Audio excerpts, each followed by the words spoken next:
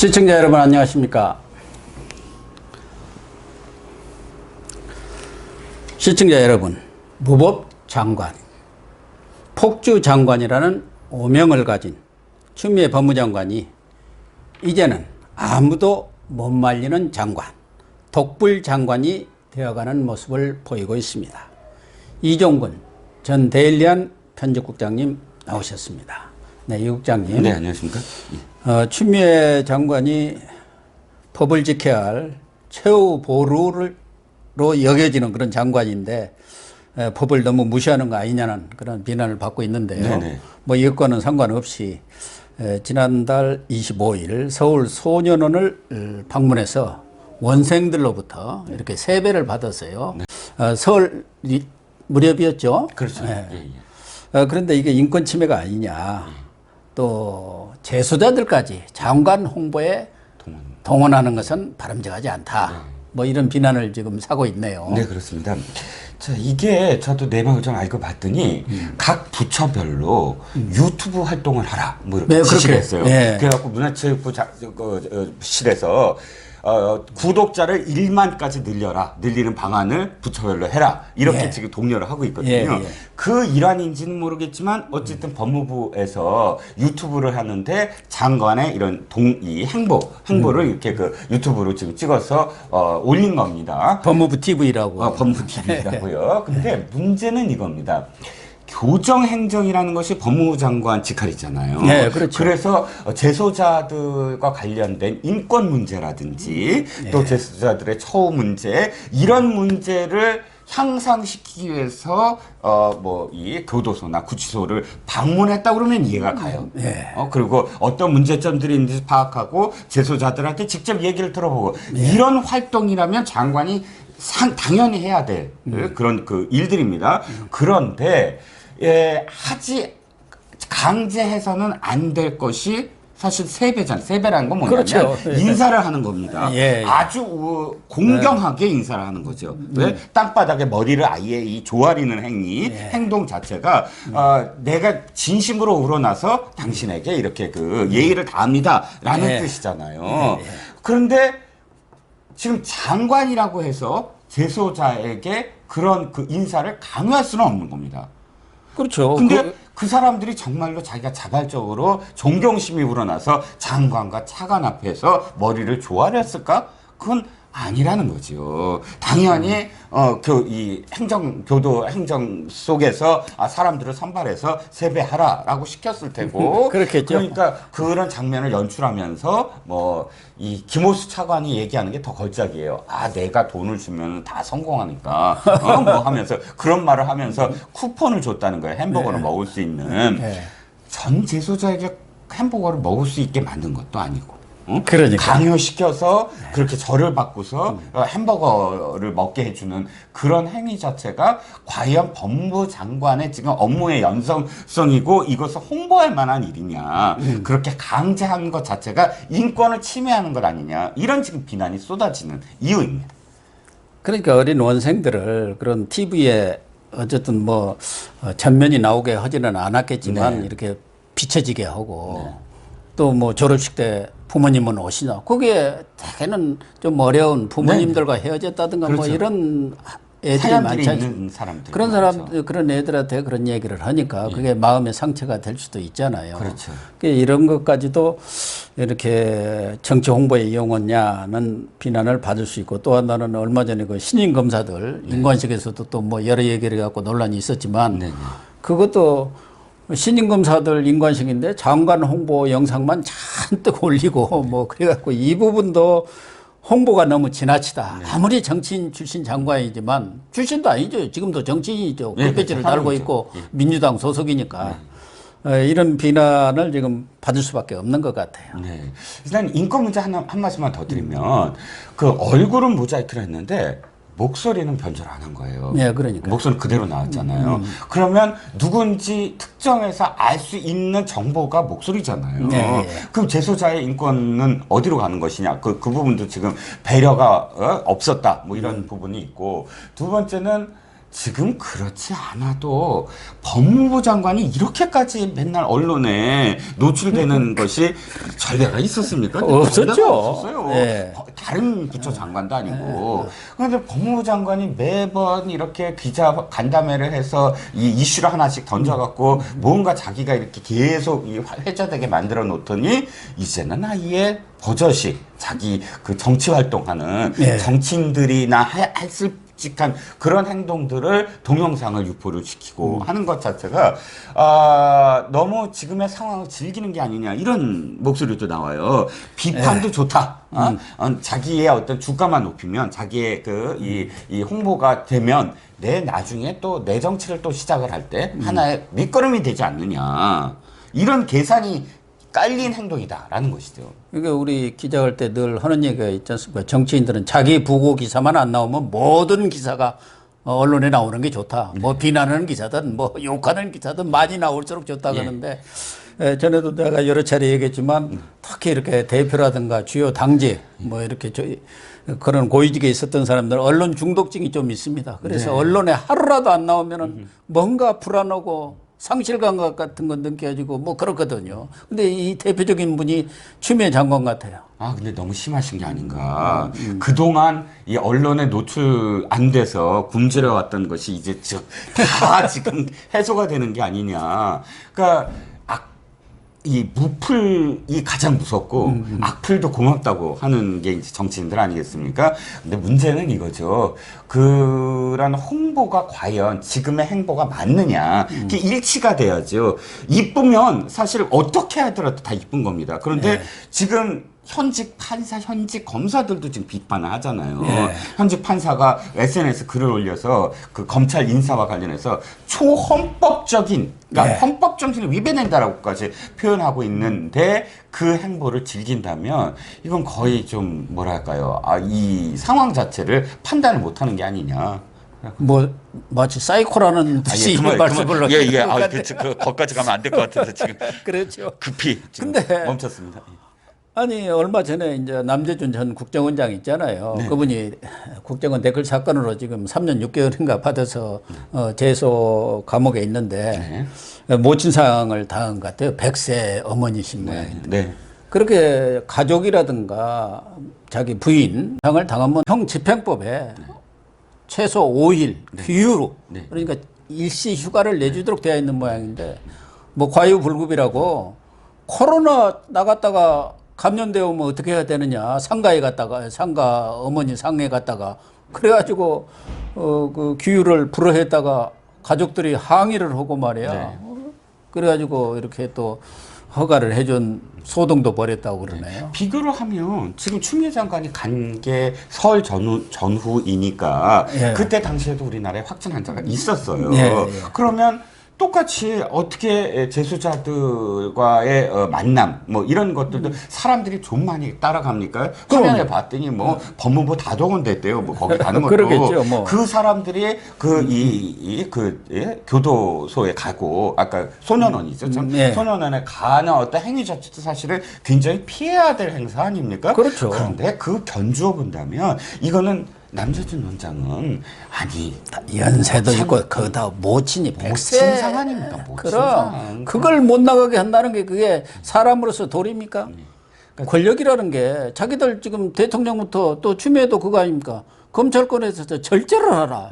절제된 검찰권을 행사하라는데 권력이야말로 절제되고 겸손해야 하는데 이게 절제가 되냐고요. 그 자신의 홍보야말로 절제를 해야 되죠. 그럼요. 이젠 왜냐하면 사람들이 어떻게 생각하는가도 바라봐야 되고 또 헌법 그러니까 지금 문재인 정부에 도움이 되고 있느냐 총선을 앞두고 자기가 완전히 지금 총선판을 좌지우지하고 있잖아요. 민주당 내에서도 지금 추미애 장관 때문에 선거 망치고 있다라는 목소리가 나오고 있는데 보도도 계속 되고 있잖아요. 그렇다면 이제는 자기가 좀 절제된 그러니까 예전에 법무부 장관만큼만 그 행보를 보였으면 좋겠다는 거죠. 근데 암만 해도 이 브레이크는 안 걸릴 것 같습니다. 추미애 장관.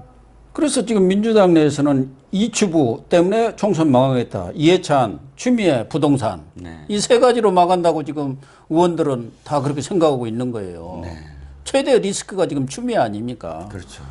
그런데 지금 아다시피 21일 날 그 전국 지검장회 검사장 회의를 지금 소집해 놨잖아요. 거기에 뭐 8개 고검장하고 18개 지검장인가요? 네. 이렇게 참석을 하는 것 같은데 고검장은 6명인가요? 네네. 예. 지금 평검사들의 어떤 반발이 자꾸 확산되는 것 같아요. 네, 그렇습니다. 그러니까 추미애 장관을 믿지 못하겠다.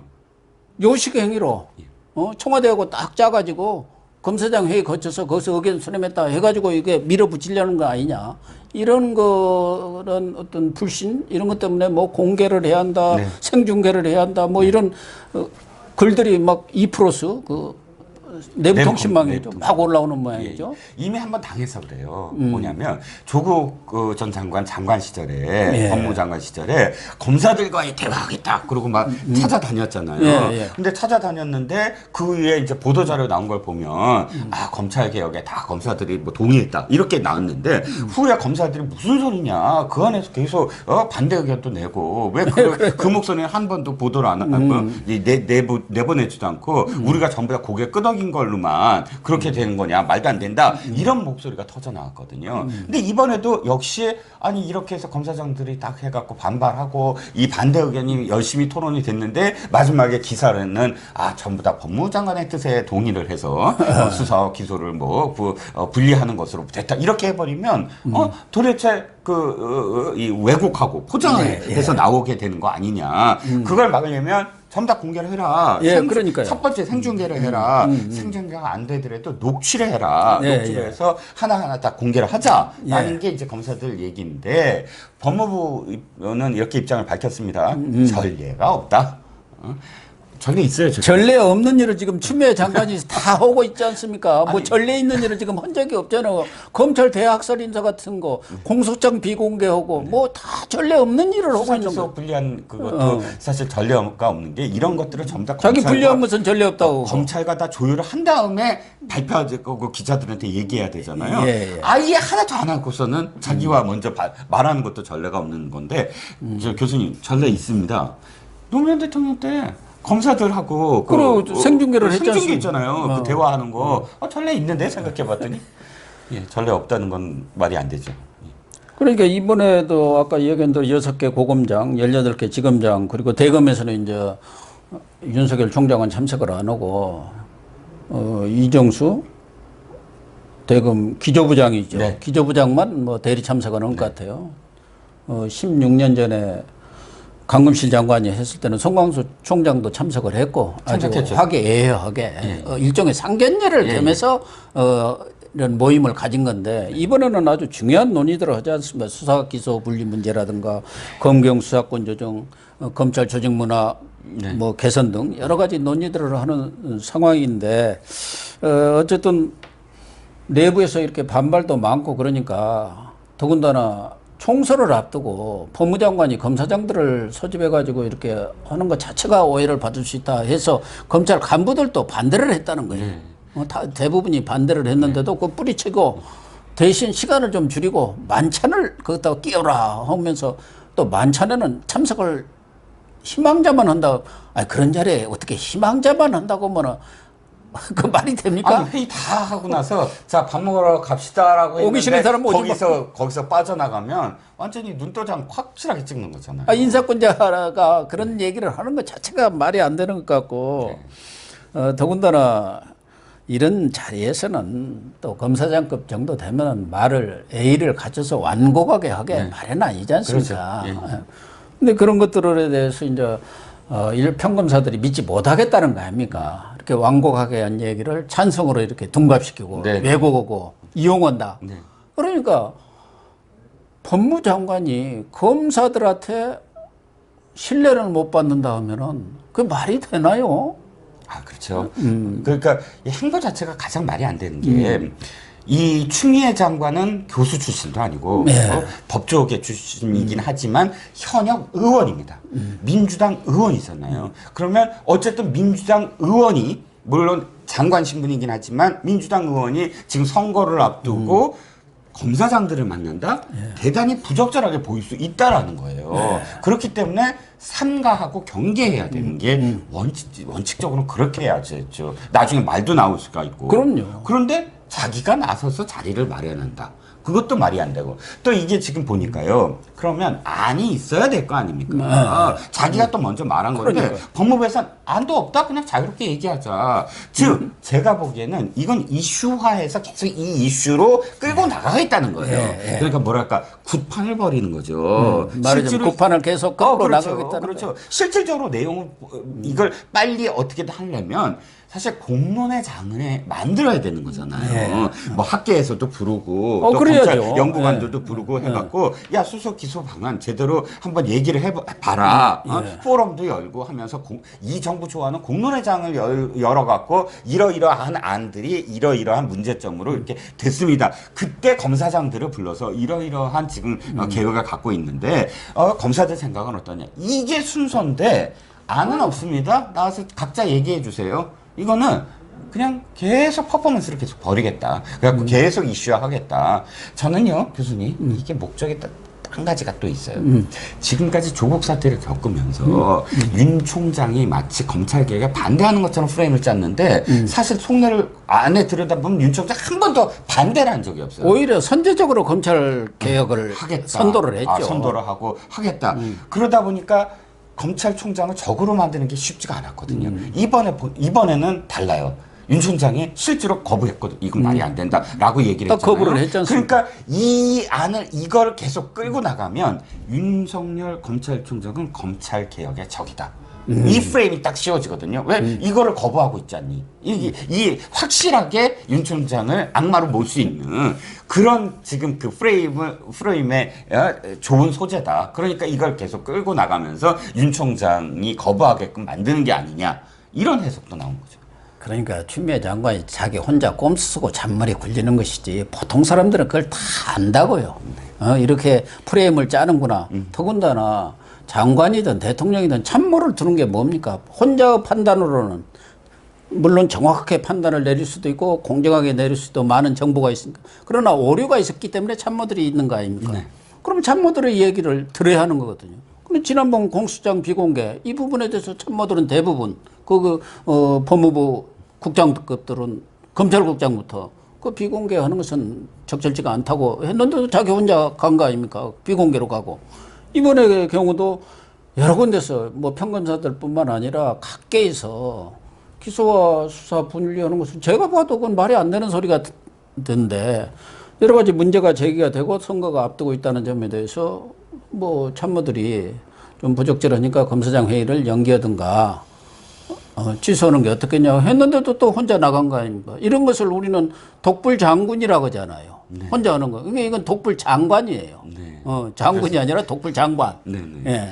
그러니까 지난번에도 법무부에서 이런 보도자료를 냈어요. 참 드물게 보도자료를 냈는데 어떤 공소장 비공개와 관련해서 이것은 우려를 했으나 장관이 정치적인 책임을 지겠다고 했다. 그러니까.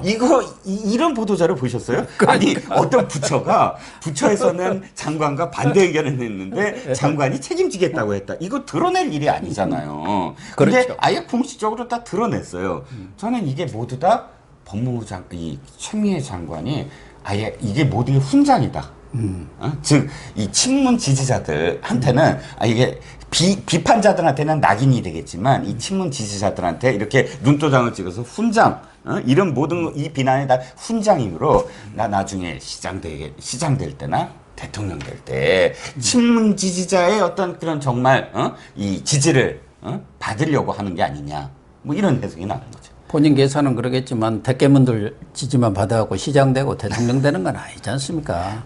보통의 또 합리적인 이성을 가진 사람들이 판단해서 그 사람 하는 일이 옳고 잘하고 정말 정정당당하다 그렇게 평가를 받아가지고 시장도 되고 대통령이 돼야지. 지금 특히 운동권 이 문정권 사람들은 자기 쪽 사람들한테 지지를 받아가지고 국회의원도 되고 장관도 되고 대통령도 되려고 하는 거 아닙니까? 그렇죠. 이번에도 보면은 국회의원들도 이 문바들 문자 폭탄 그런 게 겁나갖고 말도 제대로 못 하잖아요. 네. 입 딱 다물고 있잖아요. 가끔 박영진 의원 뭐 이런 사람들이 한마디씩 하다가 그냥 문자 폭탄 받아가지고 네. 죽상이 되고 그러고 있잖아요. 어쨌든 뭐 추미애 장관의 이런 막무가내식 행보가 멈출 것 같지는 않은데 검찰에서는 이철성 전 경찰청장 을 지금 소환 조사를 곧 하려고 하는 것 같아요. 그게 울산 사건 여기에 청와대에서 그 첩보를 내려 보냈던 거 아닙니까? 경찰청한테 11월에 그래갖고 12월에 울산청으로 내려 보냈기 때문에 그 경위를 지금 조사를 하겠다. 그러니까 겉으로는 윤석열 총장이 드러나게 수사를 하지 않고 있지만 총선 이후를 대비해서 모든 준비를 착착착착 진행하고 있는 것 같아서 아마 여러 사람들이 떨고 있을 것 같아요. 검찰이 여러 가지 권력 비리뿐만 아니라 특혜설이 나돌고 있는 여러 부분까지도 이 총선 기간 내에 차분하게 준비를 해서 총선 끝난 뒤에 치고 나가겠다. 그거 아닌가 이렇게 네. 보이죠. 그렇습니다. 이청승 그 전 경찰청장 소환과 관련해서는 조선일보가 지금 단독으로 기사를 냈는데 안을 들여다보면 조금 더 이 눈여겨볼 대목이 하나 있어요. 예.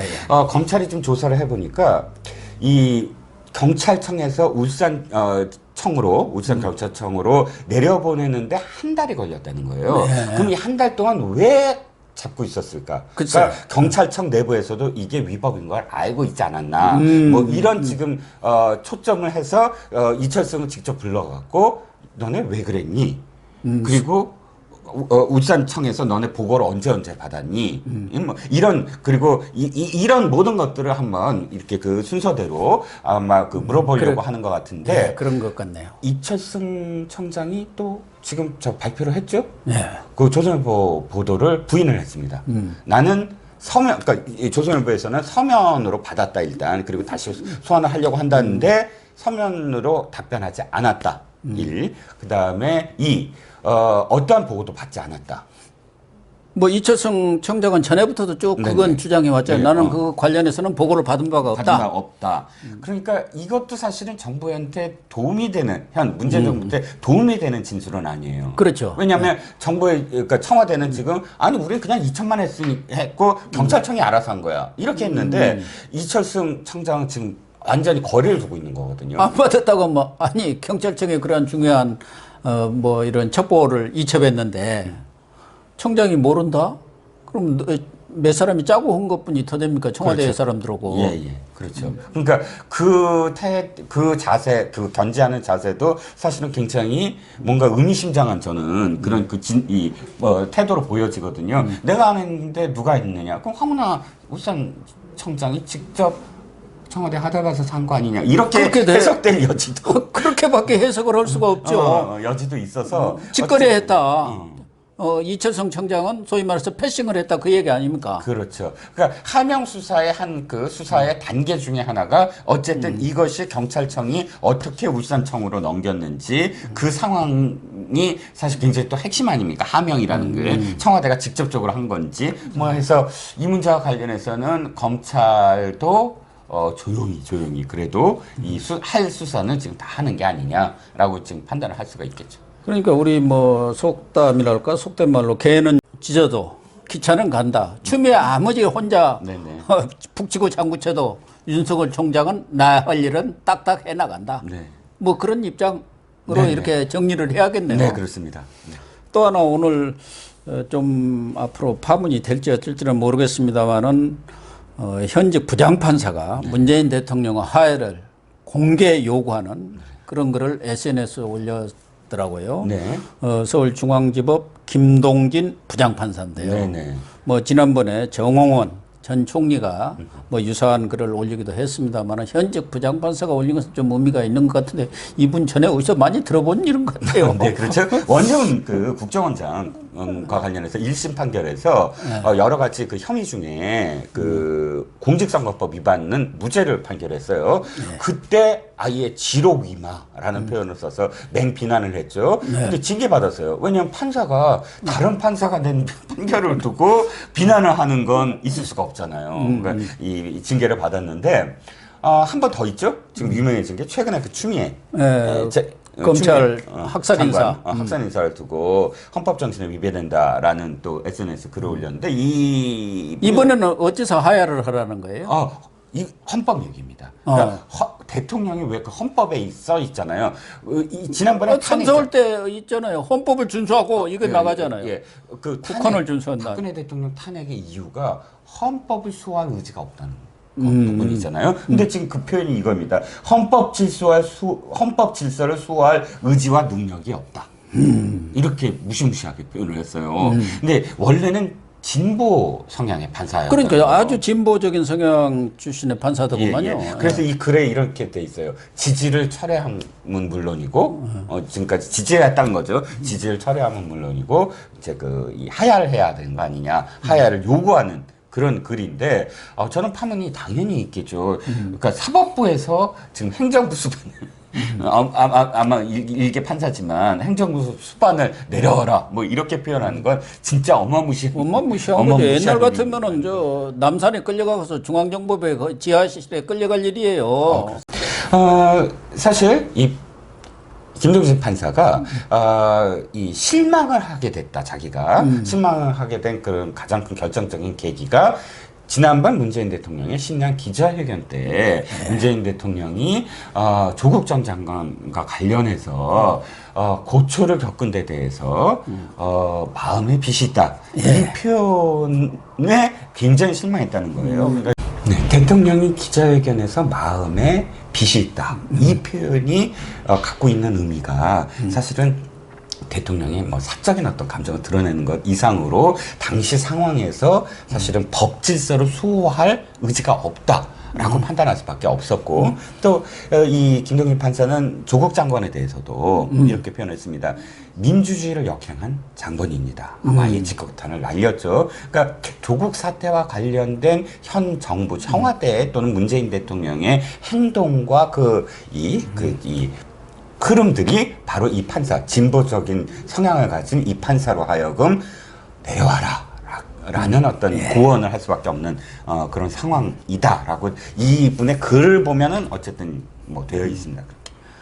네, 시청자 여러분, 현직 부장판사가 대통령을 향해서 공개적으로 하야하라 이런 주장을 했습니다.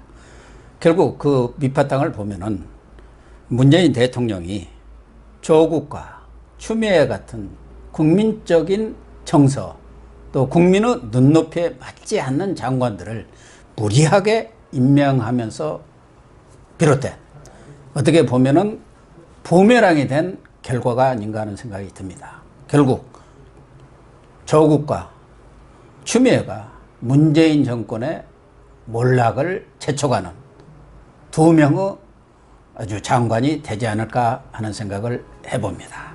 오늘 방송 마치도록 하겠습니다. 시청해 주셔서 감사합니다.